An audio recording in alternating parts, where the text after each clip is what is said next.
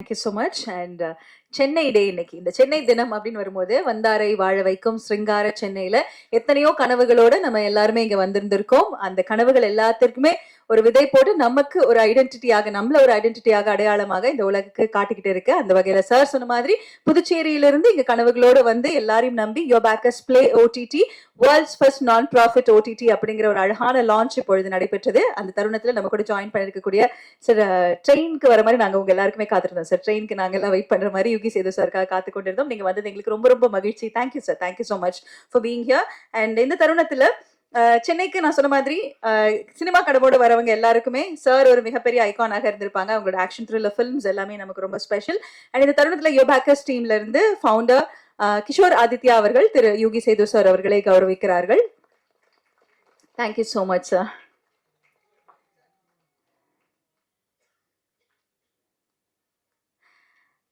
சென்னைக்கு சினிமா கனவுகளோடு வரும்போது நிறைய இயக்குநர்கள் நமக்கு ஐகானாக இருந்திருப்பாங்க. கண்டிப்பா 80s 90s அந்த அதற்கு பிறகு காலகட்டங்கள் எல்லாத்துக்குமே ஆக்ஷன் த்ரில்லர் எடுக்கணும் அப்படின்னா டெஃபினெட்லி நம்ம எல்லாரோட மனசுலயும் புலன் விசாரணை, அதிரடிப்படை, கேப்டன் பிரபாகரன் போன்ற படங்கள் நிச்சயமாக இருந்திருக்கும். அப்படிப்பட்ட ஒண்டர்ஃபுல் பிலிம்ஸ் ஆகட்டும், சினிமாவை பொறுத்த வரைக்கும் என்னைக்குமே தவிர்க்க முடியாம நம்ம கூடவே ஒரு தலைவராக பயணிச்சுட்டு இருக்கக்கூடிய FFCயின் பிரசிடென்ட் திரு RK செல்லுமணி சார் அவர்களை பேச அழைக்கிறேன்.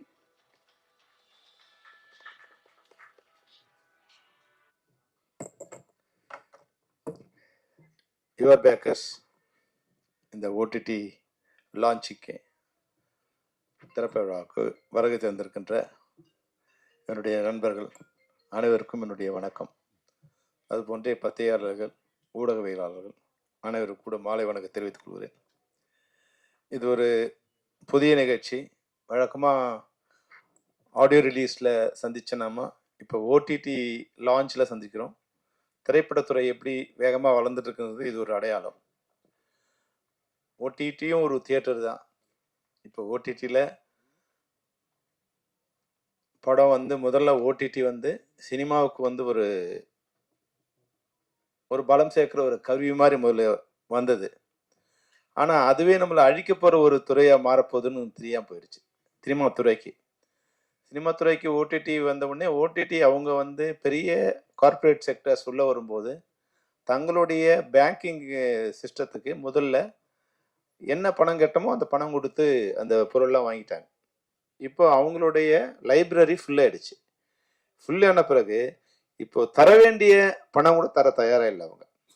ஓடிடி நிறுவனங்கள் வந்து முன்னாடி 100 ரூபா ஒரு பொறுமையான ஒரு பொருளை 500 ரூபா கொடுத்தாங்க, 1000 ரூபா கொடுத்தாங்க, 2000 ரூபா கூட கொடுத்து வாங்கினாங்க. அப்போ இண்டஸ்ட்ரின்னு நினச்சிட்டாங்க நம்ம பொருளோட விலை அதிக மதிப்பு உயர்ந்துடுச்சு, 100 ரூபா பொருள் 200 ரூபா ஆயிடுச்சு, இல்லை 200 ரூபா பொருள் 500 ரூபா ஆயிடுச்சுன்னு வந்து ப்ரொடக்ஷன் காஸ்ட்டை இன்க்ரீஸ் பண்ணிட்டாங்க. அது நமக்கு அப்போ தெரியாமல் போச்சு. இது வந்து நம்மகிட்ட இருந்து முதல்ல வாங்க ஆரம்பிக்கிறாங்க, அப்புறம் நிறுத்த போகிறாங்கன்னு தெரியல. அதனால இப்போ எல்லாருமே நம்ம என்ன பண்ணிட்டாங்க வந்து 100 ரூபாய்க்கு ப்ரொடக்ஷன் இருந்தது எல்லாமே இப்போ 200 ரூபா 500 ரூபா ஆயிடுச்சு. இப்போ என்ன பண்ணிட்டாங்க ஓடிடி 100 ரூபா பொருளுக்கு 10 ரூபா கூட தயாராக இல்லை. இப்போ இண்டஸ்ட்ரி இப்போ வந்து ஸ்ட்ரைக் அனௌன்ஸ் பண்ணாலும் இப்போ ஷூட்டிங் இல்லை, ஸ்ட்ரைக் அனௌன்ஸ் பண்ணாலும் ஷூட்டிங் இல்லை, படம் யாரும் பார்க்க முடியல. இதுதான் இப்போ ஓடிடியோட நிலைமை. இப்போ இந்த ஓடிடி படம் முன்னாடி நம்ம படத்தை போட்டி போட்டுக்கிட்டு வாங்கின ஓடிடி இப்போ படம் ஃப்ரீயாக கொடுத்தா கூட வேணாங்கிறாங்க. அப்போ ஏறக்குறைய தமிழ் சினிமாவில் 250 திரைப்படங்கள் ரிலீஸ் ஆகுது. எடுக்கிற படங்கள் அதிகம், ரிலீஸ் ஆகிற படங்கள் 250 படங்கள். அதில் நெட்ஃப்ளிக்ஸ், அமேசான் மாதிரி இருக்கிற நிறுவனங்கள் வந்து 10லேருந்து 15 படம் வருஷத்துக்குன்னு இப்போ ரெடி பண்ணிக்கிட்டாங்க. அவங்க பேங்கிங் ஃபுல்லாகிடுச்சு, லைப்ரரி ஃபுல்லாகிடுச்சு. இப்போ டெய்லி டே டு டே இதுக்கு இயர்லி ஒரு 10லேருந்து 12 படம். அப்போ அவங்க ஒரு 20 படம்லேருந்து 25 படம் வாங்கினாங்க. இன்னொரு 25 படங்களை மற்ற சோனி, சன் நெக்ஸ்ட்டு, ஆஹா இது மாதிரி இருக்கிற ஓடிடியில் வரும். அப்போ ஒரு 50 திரைப்படங்கள் மட்டும்தான் அதிகபட்சமாக ஒரு வருடத்துக்கு ஓடிடி வாங்குவாங்க. இப்போ இவங்க தான் டிசைட் பண்ணுறாங்க திரைப்படங்கள் எப்போ ரிலீஸ் பண்ணணும். முன்னாடிலாம் ப்ரொடியூசர் டிசைட் பண்ணாங்க, அதுக்கப்புறம் டைரக்டர் டிசைட் பண்ணார் என் படம் பொங்கலுக்கு, என் படம் தீபாவளிக்குன்னு. முன்னாடி போன 2-3 வருஷத்துக்கு முன்னாடி வரைக்கும் ஹீரோ டிசைட் பண்ணாங்க, பூஜை போடும்போது என் படம் தீபாவளிக்கு வரும், என் படம் பொங்கலுக்கு வரும். இப்போ தமிழ் சினிமாவில் எந்த ஹீரோவும் டிசைட் பண்ண முடியாது, ஓடிடி தான் டிசைட் பண்ணோம் உங்கள் படம் எப்போ வரணும். அதுதான் இப்போ தமிழ் சினிமாவோட நிலைமை.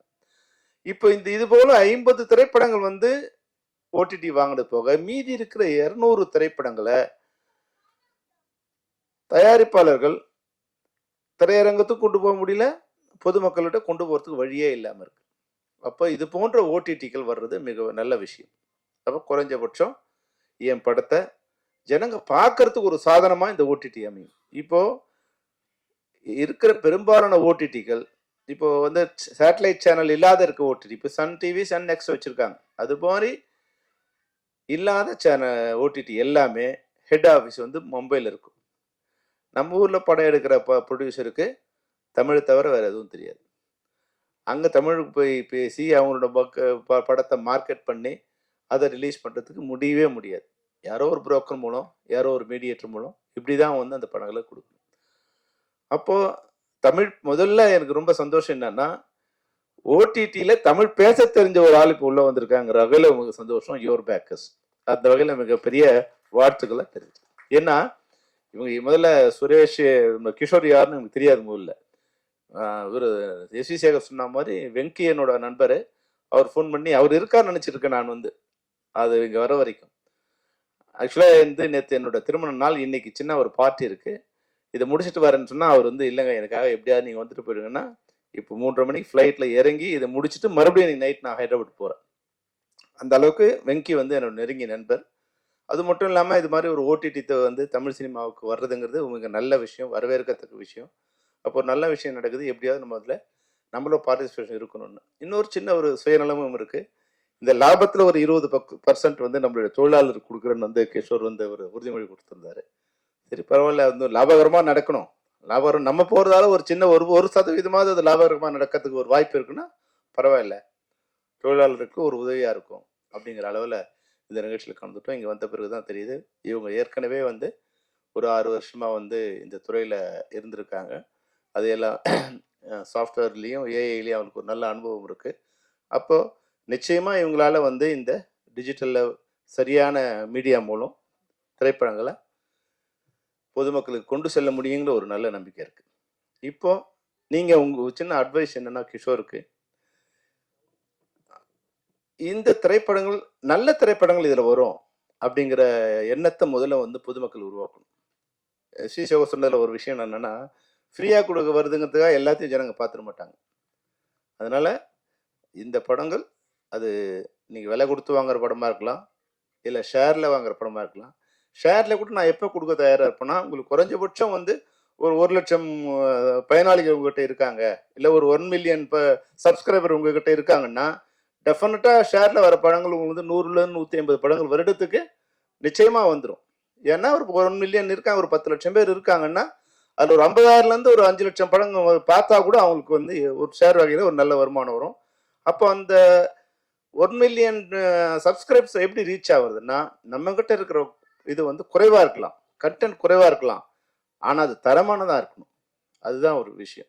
தரமான பொருள் எங்கே இருந்தாலும் அதை தேடி போய் வாங்குற நிலைமையில இன்னைக்கு மக்கள் இருக்காங்க. ஒரு நல்ல ஹோட்டல் இருக்குன்னா அவர் 100 கிலோமீட்டர் கூட போய் சாப்பிட்றாங்க. ஒரு நல்ல ஷாப்பிங் சென்டர் இருக்குன்னா ஒரு 50 கிலோமீட்டர் போனாலும் பரவாயில்ல, நாங்கள் போய் வந்து ஷாப்பிங் பண்ணுற மனநிலைக்கு மக்கள் வந்திருக்காங்க. அப்போ நல்ல திரைப்படங்களோ இல்லை வந்து நல்ல பொருட்களோ எல்லாமே நல்லதாக இருக்கும், தரமாக இருக்கிற போது ஜனங்கள் வாங்க தயாராக இருக்காங்க. அந்த வகையில் நீங்கள் ஃப்ரீயாக வருது சும்மா கொடுக்குறாங்க அப்படிங்கிற மாதிரி உங்கள் கண்டென்ட்டை அது மாதிரி வந்து கலந்துட்டிங்கன்னா உங்களோட ஆப் வந்து பயனில்லாமல் போயிடும். அதனால வந்து நீங்கள் வாங்குகிற திரைப்படங்கள் அது ஹீரோ இருக்குன்னு அவசியம் இல்லை, ஆனால் கண்டென்ட் வைஸு அந்த திரைப்படங்கள் மிக நல்ல திரைப்படங்களாக இருக்கும். ஏன்னா இப்போ நம்ம இப்போ என்ன நினைக்கிறாங்கன்னா, இப்போ வந்து இந்த டிஜிட்டல் வந்த பிறகு நல்ல திரைப்படங்கள், நான் சொல்கிறது திரைப்படங்கள் வெற்றி அடையலாம், தோல்வி அடையலாம், அது வேற விஷயம். ஆனால் அக்லி சினிமாஸ் வந்து இப்போ வர ஆரம்பிச்சிருச்சு. அக்லின்னா நான் சொல்கிறது வந்து ஆபாசமும் அப்படி இல்லை, படமே எப்படின்னு இல்லாமல் வந்து ஒரு அக்லி ஷார்ட் வைக்க தெரியாமல், அதை எப்படி கம்போஸ் பண்ணணும்னு தெரியாமல், ஆர்டிஸ்ட் எப்படி பெர்ஃபார்ம் பண்ணணும்னு தெரியாமல் இது போன்ற படங்கள் வந்து குவியும் போது நல்ல திரைப்படமும் அந்த திரைப்படமும் தண்ணீர் சாக்கடையில் கலந்த தண்ணீர் மாதிரி ஆயிடுது. அப்போ நீங்கள் இதை தேர்ந்தெடுக்கும் போது நாங்கள் ஹீரோ படம் எடுங்க, இல்லை ஸ்டார் வேல்யூ உள்ள டைரக்டர்ஸ் படங்களை போடுங்கன்னு நான் சொல்லலை.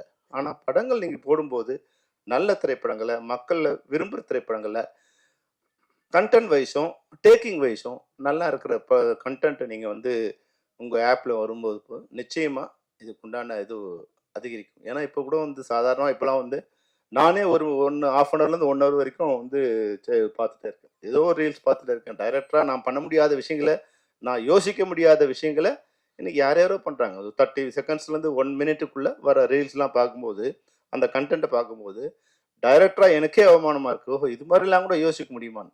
அப்போது அது போல இருக்கின்ற சிறந்த படைப்பாளிகளை இனம் கொண்டு, சிறந்த தயாரிப்பாளர்கள் இனம் கொண்டு நீங்கள் வந்து உங்கள் ஆப்புக்குள்ளே கொண்டு வந்தீங்கன்னா நிச்சயமாக அது வந்து ஒரு வெற்றிகரமான ஆப் அமையும். ஏன்னா எனக்கு தெரிஞ்சு இன்னைக்கு வந்து ஒரு 1000 திரைப்படங்கள் வந்து ஓடிடியே பார்க்காம இருக்கு. அதில் வந்து ஒரு 100லிருந்து 200 திரைப்படங்கள் நிச்சயமாக வந்து நல்ல திரைப்படங்கள் அங்கே இருக்கு. அதை வந்து நீங்கள் கொஞ்சம் நேரம் கருதாமல் அந்த திரைப்படங்களை பார்த்து, சிறந்த திரைப்படங்களை ஜான் சொன்னார், நாங்கள் கொஞ்சம் பேரை அவுட்ரேட் கொடுத்து வாங்க போகணும். அப்போ சிறந்த திரைப்படங்கள் வந்தால் கொஞ்சம் அவுட்ரேட் கொடுத்து முதல்ல வாங்கிட்டீங்கன்னா, முதல்ல பார்க்குற படங்கள் வந்து கொஞ்சம் நல்ல படங்களாக பார்க்க ஆரம்பித்த பிறகு அப்புறமா கொஞ்சம் மிக்ஸ் ஆனோட பரவாயில்ல.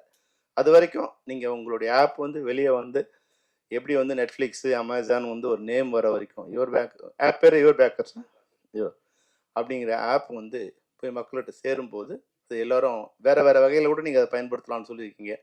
முதல்ல வந்து இந்த ஓடிடி தளமாக அதை வந்து இன்ட்ரடியூஸ் பண்ணி அது சிறந்த தயாரிப்பாளர்களுக்கு சிறந்த திரைப்படங்களை கொண்டு செலுத்துகிற ஒரு சாதனமாக இருக்கணும்.